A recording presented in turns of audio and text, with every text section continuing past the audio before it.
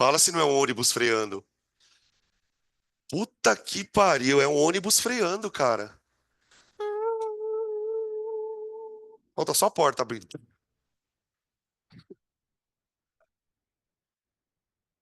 Ó, por que que eu quebrei o vídeo e vou começar uma nova gravação? Porque eu vou separar na plataforma de vocês as aulas de teoria e exercícios. Então, quando vocês forem acessar, por exemplo, essa aula, para quem quiser depois, eventualmente, você vai ter lá introdução, teoria, introdução, exercícios, tá? Os exercícios estão na página 88, na coluna da direita. Aí. As primeiras questõezinhas são questões bem de teoria, tá, gente? Sem muito estresse. Questão número um. Considere as proposições. Um. No vácuo, a luz propaga-se em linha reta. 2. Em quaisquer circunstâncias, a luz propaga-se em linha reta. 3. Nos meios transparentes e homogêneos, a luz propaga-se em linha reta. E 4.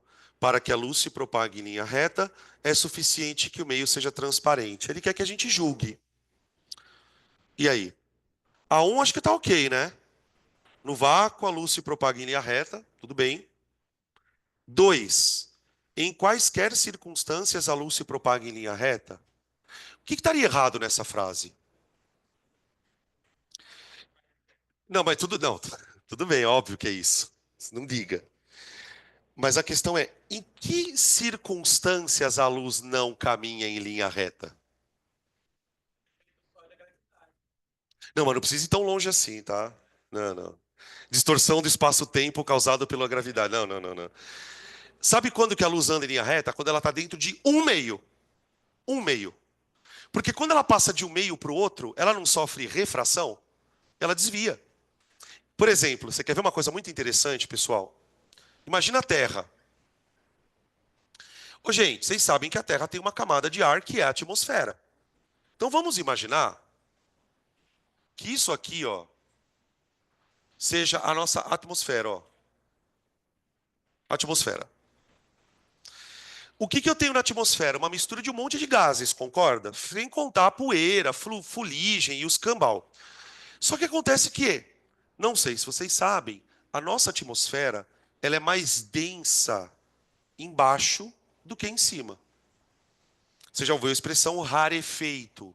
O que que é um ar rarefeito? É um ar de densidade baixa. É como se fosse um suco ralo. Sabe suco? Aquele suco ralinho. Só que imagina que o ar está ralo. Por que que isso acontece? Por causa da gravidade. Onde a gravidade é mais intensa, não é próximo da Terra? Então, próximo da atmosfera, da Terra, a atmosfera é mais densa. E daí, Danilo? E daí que é o seguinte: imagina um raio de luz bonitinho entrando na atmosfera. Aqui está o vácuo, aqui está a atmosfera. Tá bom. Esse raio ele está vindo daqui, não tá? Ó. Tem por exemplo, uma estrela, a Lua, tem um corpo emitindo luz. Aí, supostamente eu estou aqui na Terra, eu consigo enxergar o corpo, concorda? O raio vem, atravessa a atmosfera e chega no meu olho. Tudo bem? Só que olha o que acontece quando você olha para a Lua. Só que você não percebe isso, óbvio.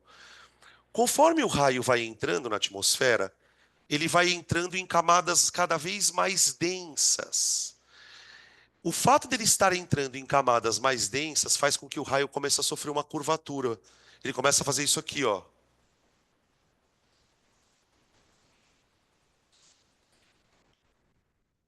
A gente vai estudar esse desvio, tá? Chamado refração. Lembra daquela fórmula N1 seno I, N2 seno R? Lembra? É para explicar isso aqui. Qual é o resultado deste efeito? Primeiro, a luz não andou em linha reta. Mas por que que ela não andou em linha reta? Porque ela não estava dentro de um meio. Mas, professor, como que ela não estava dentro de um meio? Não estava dentro da atmosfera? Mas a atmosfera não é homogênea. É como se existissem várias atmosferas. Então é como se ela fosse entrando de uma atmosfera para outra. de uma atmosfera para outra. Ela vai desviando. Então eu só posso dizer que a luz caminha em linha reta se ela estiver andando em meios homogêneos. Homogêneos. Então, ó, dentro dessa premissa, a um está verdadeira, a 2 está falsa, a 3 está verdadeira e a 4 está falsa. Porque na 4 ele fala assim: para que a luz se propague em linha reta, é suficiente que o meio seja transparente? Não. O meio precisa ser o quê? Homogêneo também. Tá? Fala. Sim, está relacionado às questões das fases, mas continua. Nem fudendo. Não. Veja, existe uma frase que até você já deve ter me ouvido falar: misturas gasosas são homogêneas, mas a atmosfera não é só gás. E outra, a atmosfera é um sistema que está sob influência da Terra. É diferente você colocar 3 gás dentro de um recipiente, você sabe que ali vai estar homogêneo. Agora, no sistema atmosfera, não dá para considerar. Tá? Tanto é que acontece isso aqui. Agora, olha que coisa curiosa, só para a gente encerrar a questão número 1, pessoal. Imagina que você está aqui na Terra.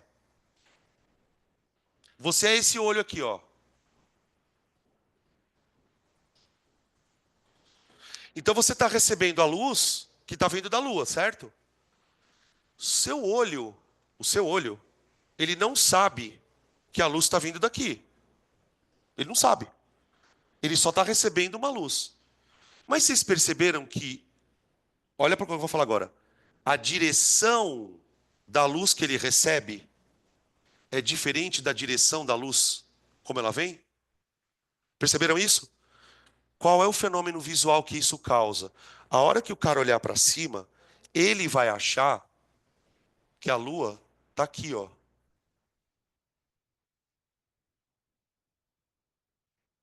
Ele vai olhar para um lugar onde rigorosamente a lua não está, ela está aqui, ó.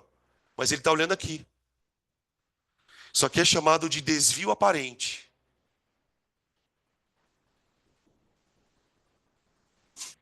Ou paralaxe, também chama. Paralaxe. Vou escrever aqui, ó.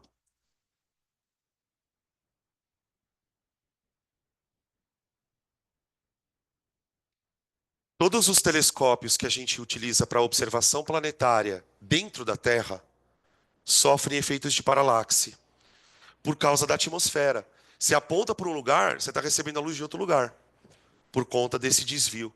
Isso acontece também, sabe quando? Quando você olha para um objeto dentro de uma piscina, parece que a piscina está mais rasa. Aquela ilusão de que às vezes a piscina está mais rasa ou está meio torta, tem a ver com os paralaxes que a gente vai discutir também.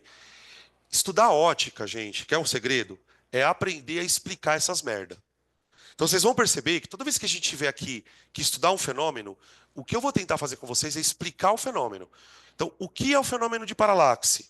O fenômeno de paralaxe é um fenômeno onde o observador enxerga o objeto numa posição onde ele não está. Qual a explicação do efeito de paralaxe? A luz, ao adentrar a atmosfera, vai sofrendo refrações e essas refrações vão fazendo com que o raio desvie. Miragem, um monte de coisa dá para explicar. Perguntas até aqui. Fala.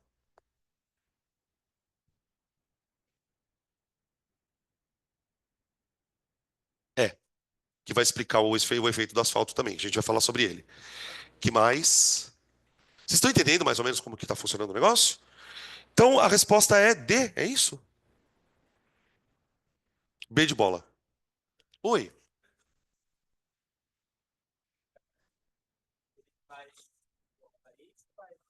Fala de novo, como é que é?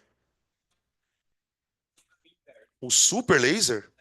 Não, mas você quer pegar um super? Por que que tem que ser um super laser e não só um laser?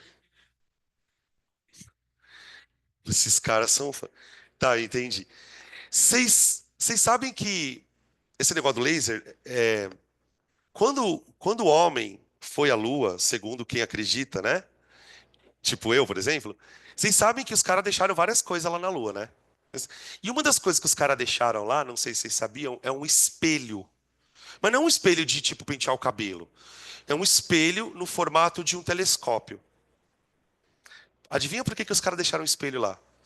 Porque a partir daquele momento, se você apontar um laser para a Lua e disparar o laser, ele bate e volta. E você consegue, você pode pegar esse, pega o seu laser que não é super e aponta para a Lua. Você não vai conseguir detectar porque ele é fraco. Mas se você pegar um super laser, né? Segundo o nosso técnico de engenharia, um super laser. Ele bate e volta. E sabe o que é o mais louco? Você consegue calcular a distância da Terra até a Lua pelo tempo que o laser bate e volta. Você simplesmente você vai apontar ele para a Lua, ele vai. Ele vai sofrer paralaxe? Claro que vai. Porque, por exemplo, quando você. Vamos supor, para você apontar o laser para a Lua, você tem que mirar o laser na Lua. Problema: você está mirando o laser para um lugar que não tem nada, certo? Só que esse paralaxe aqui, gente, ele é muito pequeno. Você não está falando de 350 milhões de quilômetros. Você mirou para lá e acertou lá. O paralaxe ele é ridiculamente pequeno. Então, se você apontar um laser para a Lua, você está apontando para o lugar errado. Mas mesmo ele sofrendo, mesmo por conta do paralaxe, isso e isso estão na mesma Lua. Então, você vai conseguir acertar a Lua de qualquer forma. Tá? Os paralaxes, eles são muito, muito, muito pequenos. Lembra que estavam falando da teoria do Einstein, a história de que a gravidade desvia a luz? Como que você acha que os caras conseguiram provar isso? Medindo esse paralaxe.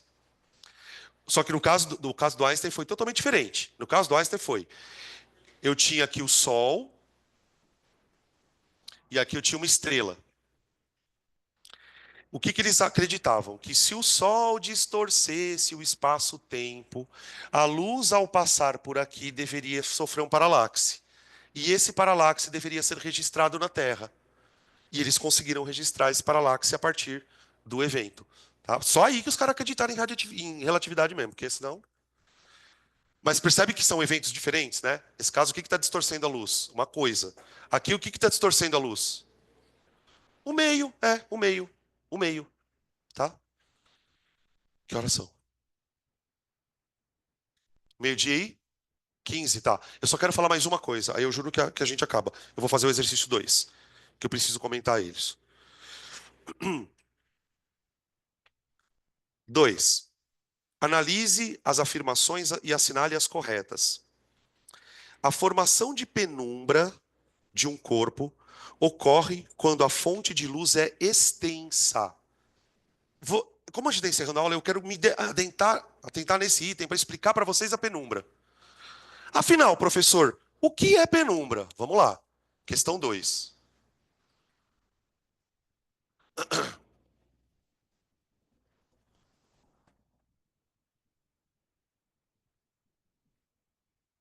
Olha só a história. Imagina que isso aqui, ó, que eu estou desenhando bem com calminha aqui, seja uma lâmpada. Observa que agora, para explicar a penumbra, eu não estou desenhando uma lâmpada pequenininha. Eu estou desenhando uma lâmpada grande. Lembra que aquela lâmpada eu chamava de fonte pontiforme? Essa aqui eu vou chamar de fonte extensa. Tá. Aí eu vou fazer o seguinte: eu vou colocar aqui embaixo dessa fonte um objeto.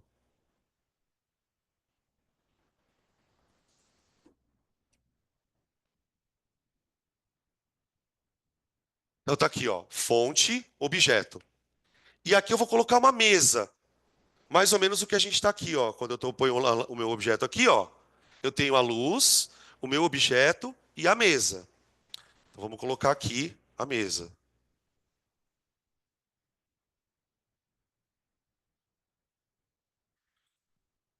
Aí, deixa eu ver se vai dar. Ah, eu vou conseguir, vai dar. Bom, toda vez que você estiver diante de uma situação como essa, você vai ter sombra e penumbra, as duas coisas. Dica número 1: desenhe primeiro a sombra. Depois você vai se preocupar com a penumbra. Tá bom, professor, como é que eu desenho sombra? A gente já sabe desenhar. Você tem que desenhar raios limites aqui, não é? Então vamos lá. Tá vendo essa extremidade aqui do objeto, ó, da luz? Traça um raio limite daqui até essa extremidade do objeto. Vamos lá.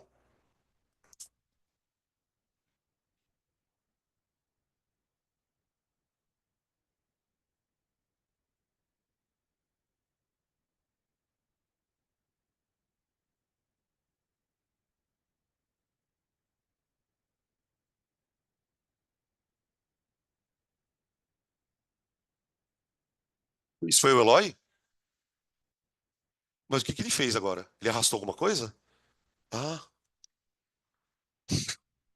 ele parece um ônibus, né, cara? Estranho isso.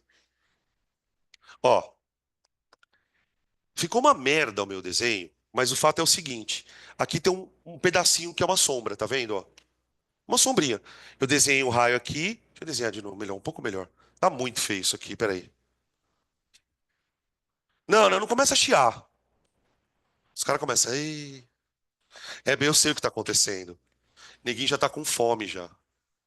Aí começa a ficar sem paciência, grosso, começa a bufar. Você vai dando aula, o cara vai arrumando material na tua cara, como se fosse um monte de merda.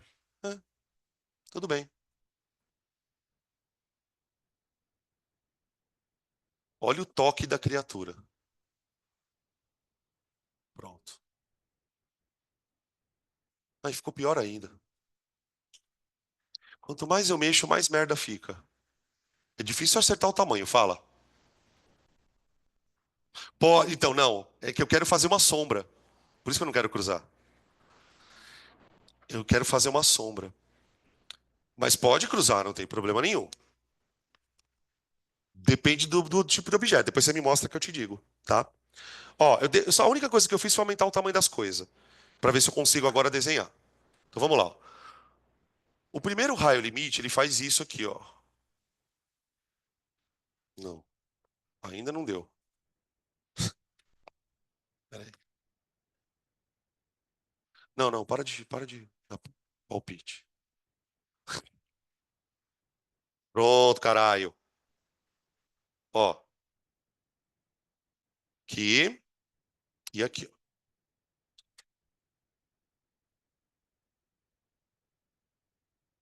Pronto. Todo esse esforço para construir este conezinho de sombra aqui, ó. Tudo bem? Só que acontece o seguinte, gente, pensa assim, ó. Toda essa extensão do meu objeto está emitindo luz, não tá? Tem alguns raios que batem e não passam, e tem raios que atravessam. Então, essa região aqui, ó, é a minha sombra. Por que que ela é a minha sombra? Porque ali dentro não bate nenhum raio. Nenhum raio. Você não vai conseguir desenhar nenhum raio saindo daqui e chegando aqui em linha reta. Acontece o seguinte, dá uma olhada desse lado aqui, ó. Olha o que eu vou fazer agora. Ao invés de eu traçar um raio limite saindo daqui e descendo pelo mesmo lado, eu vou traçar um raio limite cruzando aqui, ó. Cruzando, eu vou fazer isso aqui, ó. Isso aqui. Vou pegar a vermelhinha. Eu vou fazer isso aqui, ó. Ai, Jesus, vamos ver se eu consigo. Ó.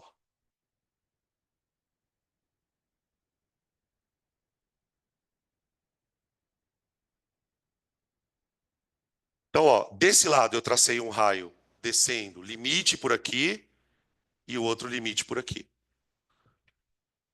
Aqui bate luz? Alguma luz bate. Alguma. Essa região aqui, ó, é o que a gente vai chamar de penumbra.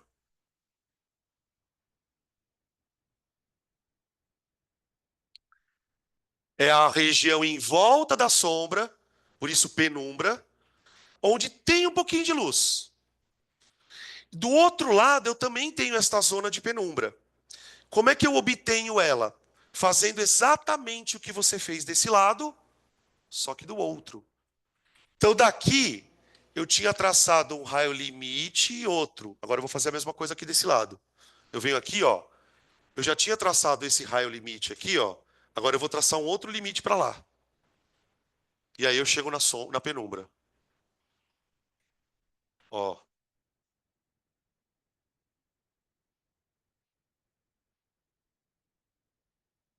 ó.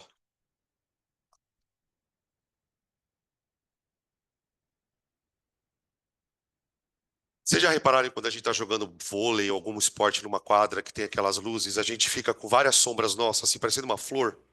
É isso aqui, ó, tá? Então isso aqui é uma zona de penumbra. Tudo bem? Dá pra calcular essa zona de penumbra? Dá. É bem mais foda, mas dá. Dá tempo, será que de fazer a questão? Que horas são? Tá, vamos ver se dá pra fazer rápido. É, não dá. Eu vou fazer o seguinte, eu vou parar por aqui. Na semana que vem, a gente volta a partir daqui, tem coisa pra falar do sol, tá? A gente termina os exercícios na próxima aula, tá bom? Vamos almoçar, galera.